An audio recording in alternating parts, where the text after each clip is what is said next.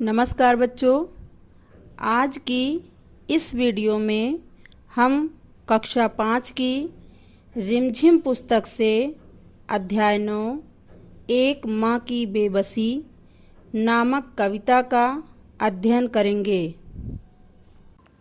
इसके कवि हैं श्री कुंवर नारायण जी।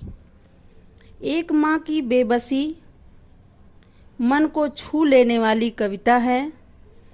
यह कविता एक ऐसे बच्चे के बारे में है जो बोल नहीं सकता। गली मोहल्ले के बच्चों के लिए वो अजूबा था। अजूबा यानी विचित्र था। बातचीत के ज़रिए हम एक दूसरों को समझ और जान पाते हैं। संवाद न होने से वो दूसरा हमारे लिए अनजाना बना रहता है। पर मौखिक बातचीत के अलावा भी दूसरों के भावों को समझने के कई तरीके हो सकते हैं। इस कविता को पढ़ते समय आँखों के सामने कई चित्र बनते हैं। बचपन का चित्र, बचपन के खास समय, खेल और साथियों का चित्र, उन साथियों में एक खास साथी रतन का और एक माँ का चित्र। इसे पढ़ो और महसूस करो। कविता धीरे धीरे पढ़ने की चीज़ है। उसे मन में उतरने में काफ़ी समय लगता है। कभी कभी तो बरसों बाद हम बचपन की पढ़ी कविता पढ़ते हैं तो लगता है पहली बार पढ़ा है। कविता पढ़ने के बाद मन के किसी कोने में घर बना लेती है। किसी मौके पर वो उभर आती है। तो आइए अब हम अपनी कविता को पढ़ते हैं। न जाने किस अदृश्य पड़ोस से निकल कर आता था वो खेलने हमारे साथ। रतन जो बोल नहीं सकता था खेलता था हमारे साथ। एक टूटे खिलौने की तरह देखने में हम बच्चों की ही तरह था वो भी एक बच्चा, लेकिन हम बच्चों के लिए अजूबा था क्योंकि हमसे भिन्न था। भिन्न यानी अलग था। थोड़ा घबराते भी थे हम उससे क्योंकि समझ नहीं पाते थे उसकी घबराहटों को, ना इशारों में कही उसकी बातों को, ना उसकी भयभीत आँखों में हर समय दिखती उसके अंदर की छटपटाहटों को। भयभीत यानी डरी हुई, सहमी हुई। जितनी देर वो रहता पास बैठी उसकी माँ निहारती रहती उसका खेलना।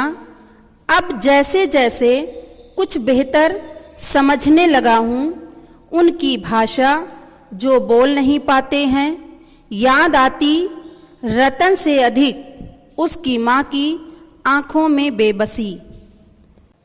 बेटा, श्री कुंवर नारायण जी द्वारा रचित इस कविता में रतन नाम के एक अपंग बच्चे की दशा और उसकी माँ की बेबसी का वर्णन किया गया है। रतन देखने में अन्य बच्चों की तरह ही था, परंतु बोल नहीं सकता था। वो रोज़ बच्चों के साथ खेलने आया करता था। बच्चों के लिए वो अजूबा था, विचित्र था, क्योंकि वे उसे अपनों से अलग पाते थे।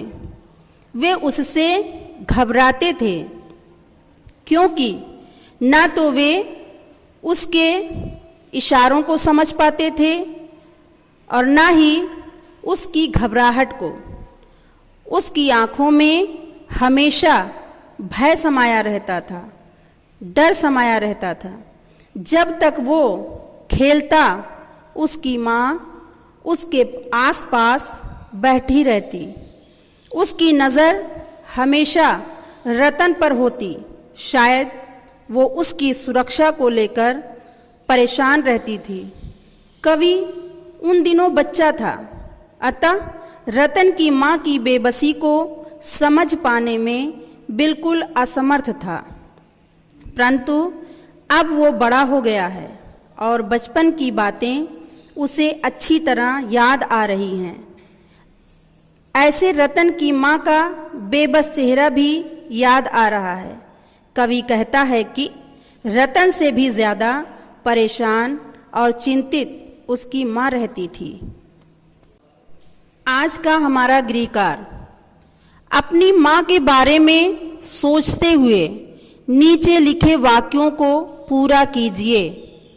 मेरी माँ बहुत खुश होती है जब।